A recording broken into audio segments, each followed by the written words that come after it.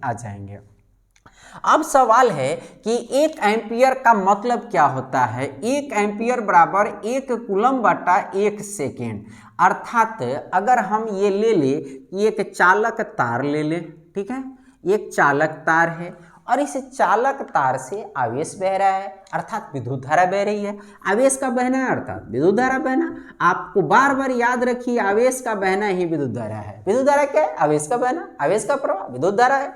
तो ये हमारा है। अब इसके एक क्रॉस सेक्शन को, ठीक है ना, क्रॉस सेक्शन का मतलब होता है अनुप्रस्थ काट, ठीक है ना। इसको हम लोग हिंदी में क्या बोलते हैं? अनुप्रस्थ काट, ठीक है। अब ये समझ में आएगा कि क्या होता है अनुप्रस्थ काट। अब ये हमारा एक मार्कर है, इसको हम दो तरीके से काट सकते हैं, ऐसे काट सकते हैं और एक लंबवत काट सकते हैं। तो ऐसे काटते हैं, उसी को अनुप्रस्थ काट कहते हैं। अर्थात इसको एक समझिए कि एक बिंदु से, एक पॉइंट से, ठीक है ना, हम इसको क्या समझ सकते हैं? एक पॉइंट से। तो इस चालक तार के एक पॉइंट से अगर 1 सेकेंड में 1 कूलम आवेश बह जाए, 1 सेकेंड में 1 कूलम आवेश बह जाए, तो इस विद्युत धारा की जो परिमाण होंगे, मैग्नीट्यूड होंगे अर्थात वैल्यू होंगे, वह 1 एम्पियर की होगी। तो 1 एम्पियर विद्युत धारा वह विद्युत धारा है जो आवेश की वह मात्रा कह सकते हैं जो 1 सेकेंड में बह जाती है। तो 1 एम्पियर विद्युत धारा की यानी विद्युत आवेश की वह मात्रा है जो 1 सेकेंड में बह जाती है। लेकिन वो कितना बहेगी? 1 कूलम बहना चाहिए। अर्थात 1 सेकेंड में 1 कूलम आवेश अगर बह जाती है तो उस परिपथ से बहने वाले विद्युत धारा की मात्रा जो होगी वो 1 एम्पियर होगी।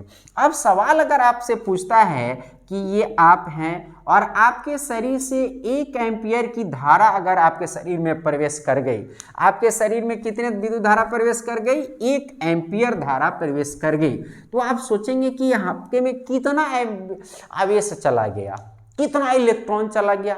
अगर ये हम जानने की कोशिश करें तो हमारा 1 एम्पियर का मतलब क्या है? 1 कूलम बटा 1 सेकेंड।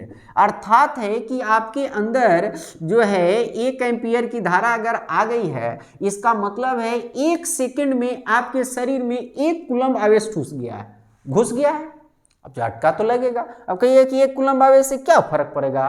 तो अब जरा गौर से देखिए, 1 कूलम आवेश में कितना इलेक्ट्रॉन होता है।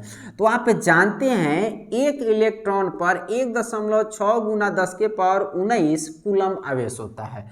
अर्थात ये माइनस में पावर है, यानी बहुत संख्या कम है। इसको हम लिख सकते हैं चूंकि 1.6 × 10⁻⁻19 कूलम बराबर 1 इलेक्ट्रॉन है। अर्थात इतना आवेश में 1 इलेक्ट्रॉन होता है, इसलिए 1 कूलम, ये 1 कूलम से बहुत छोटी मात्रा है। तो 1 कूलम में कितना हो जाएगा? 1 बटा 1.6 गुना 10 के पावर 19 बराबर, इसको भाग दीजिएगा 6.25 गुना 10 के पावर 18, ठीक है ना। ये कितना आ जाएगा हमारा? ये 10 की पावर 18 इलेक्ट्रॉन आ जाएंगे। अब जरा गौर से सोचिए, अगर ये बात आपको नहीं समझ में आई तो मैंने यहाँ संक्षिप्त में बताया, इसका क्लास मैंने ऑलरेडी एक ले रखा है, उसको आप देखिए।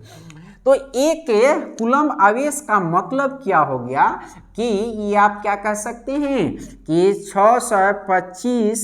6.25 गुना 10 के पावर 18। एग्जाम के भी दृष्टिकोण से यह अति महत्वपूर्ण है। मैट्रिक अथवा इंटर के एग्जाम या किसी भी कॉम्पिटिटिव एग्जाम में पूछ दिया जाता है कि 1 कूलम आवेश में कितना इलेक्ट्रॉन होते हैं, तो ये अपना आंकड़ा याद रखेंगे, ठीक है। और इसको मैंने कैलकुलेट करके पिछला क्लास में दिखाया भी है और यहाँ भी तो वही है, कैलकुलेट है। अब इसको देखेंगे, अगर इसको हम लोग सामान्य भाषा में लिखें तो हम लोग ये समझ सकते हैं 625 पर ये 2 दशमलव है तो 2 ये पावर कम कर दीजिए, यानी 16 जीरो, ठीक है। 4 0 4 0 8 0 4 0 12 0 4 0 16 जीरो।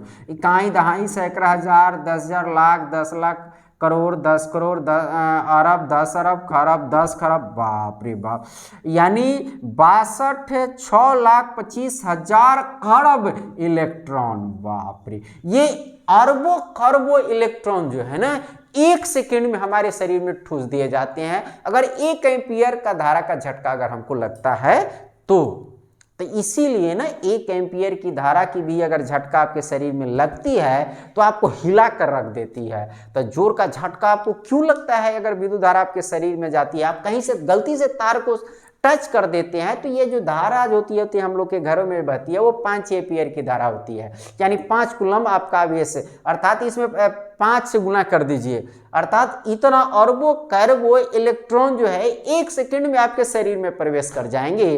तो स्वाभाविक है कि क्या करेंगे, आपको हिला कर रख देंगे, और ये जब जाएंगे तो आपके शरीर की कितनी कोशिकाओं को कितने कम समय में नष्ट कर देंगे आप अंदाज नहीं लगा सकते हैं। इसीलिए ना ये झटका बहुत खतरनाक होता है और बिजली के झटके से हम लोग आमतौर से बच नहीं पाते हैं, इसलिए हम लोग को इससे बहुत दूर रहना चाहिए। तो आप विद्युत धारा से संबंधित बहुत सारी बातों को समझ गए। अब अगला क्लास जो है हमारा प्रतिरोध का होगा और बहुत सारे बातों का होगा, और धीरे धीरे करके हम लोग पूरा चैप्टर को हम लोग पढ़ेंगे।